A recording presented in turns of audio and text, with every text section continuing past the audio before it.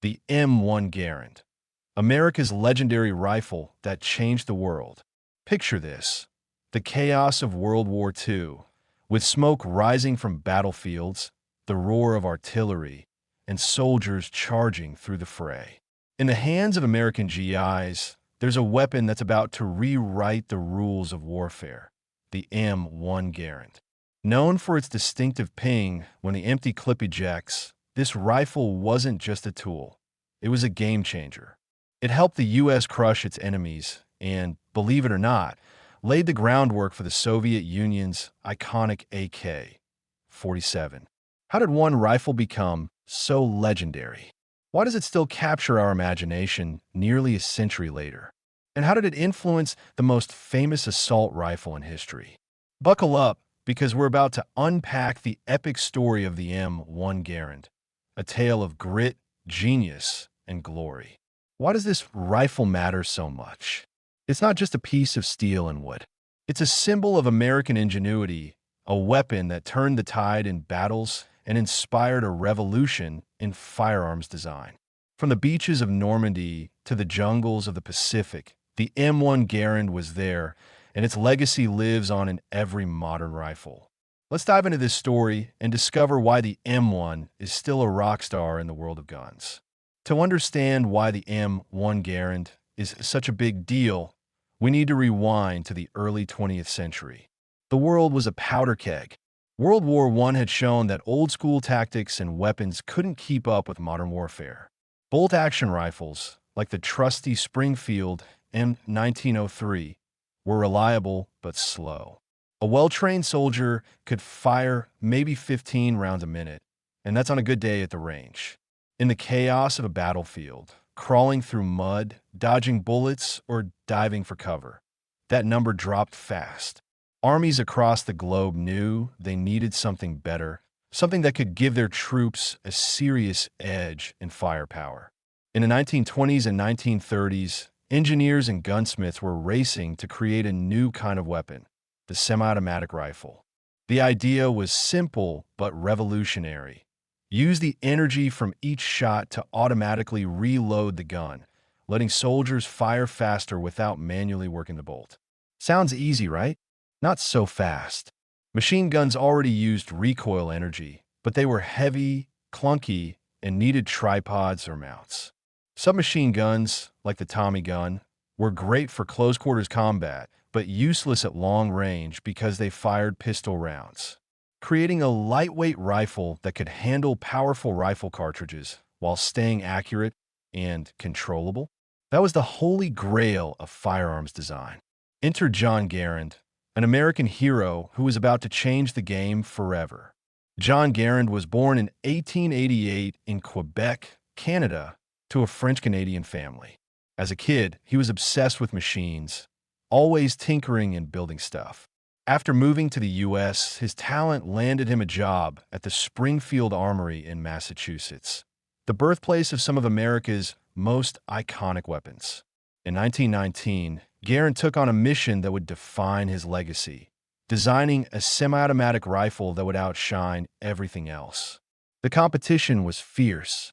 Big names like John Peterson and John Thompson, yep, the guy behind the Tommy gun, were also in the race.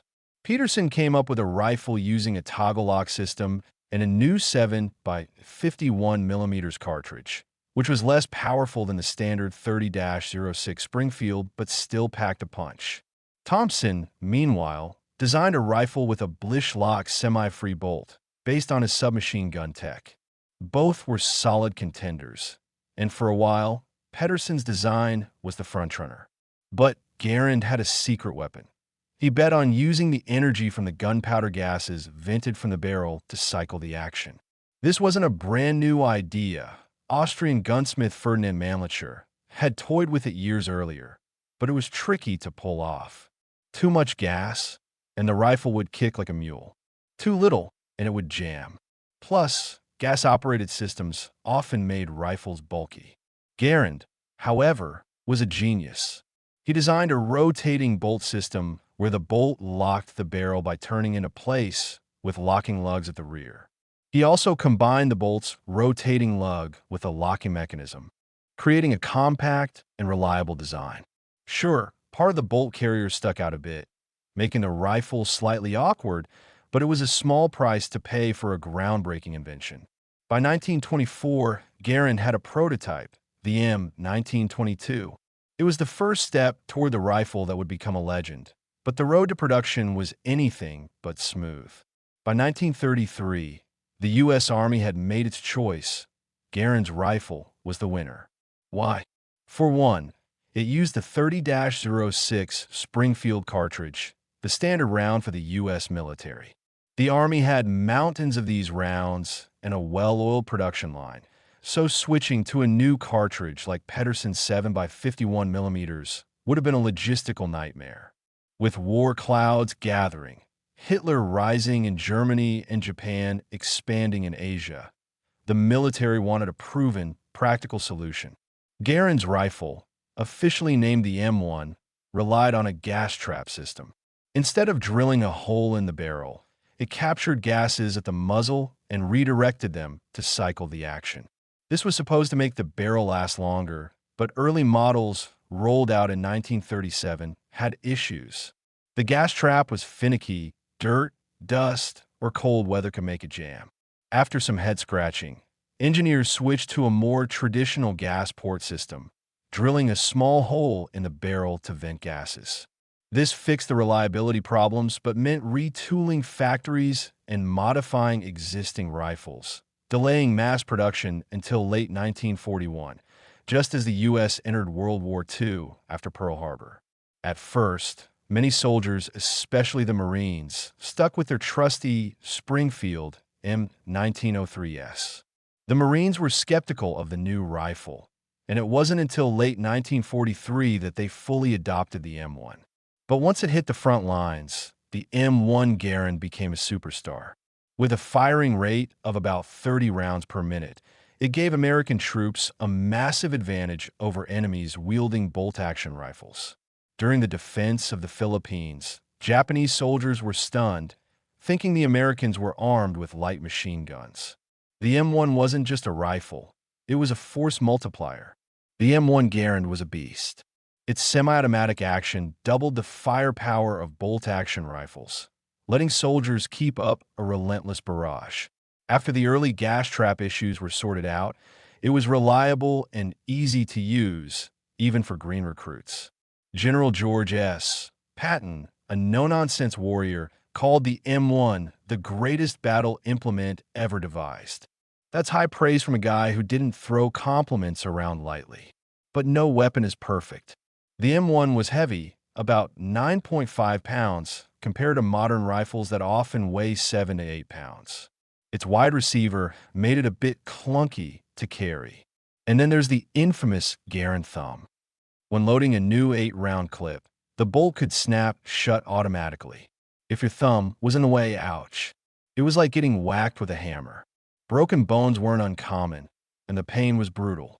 This usually happened to newbies or during cleaning when someone wasn't paying attention, but even seasoned soldiers could get caught if they let their guard down. Garand thumb became a rite of passage, complete with grim jokes around the campfire. Another quirk was the ping of the empty clip ejecting after the last shot. Some veterans swore this sound was a dead giveaway to enemies, signaling that a soldier was out of ammo. But German veterans laughed this off, saying the noise of battle, gunfire, explosions, shouting drowned out the ping. Plus, reloading the M1 was so fast that enemies rarely had time to react. This flaw was probably more myth than reality, but it added to the rifle's mystique. Now here's where things get juicy. How did the M1 Garand inspire the AK-47? At first glance, these weapons seem world apart. The M1 is a semi-automatic rifle built for precision at medium to long range. The AK-47 is a fully automatic assault rifle, compact and designed for mass production. But dig deeper, and you'll find a surprising connection. The secret lies in the rotating bolt. Before the M1, most rifles and automatics used systems like bolt tilt, like the Soviet SVT-38, or wedge locking, like the ABC-36. These were complex, requiring precise machining, which made them expensive and hard to produce in bulk. Garand's rotating bolt was simpler and tougher, locking the barrel by rotating into place. This design was a game changer, and the Soviets took notice.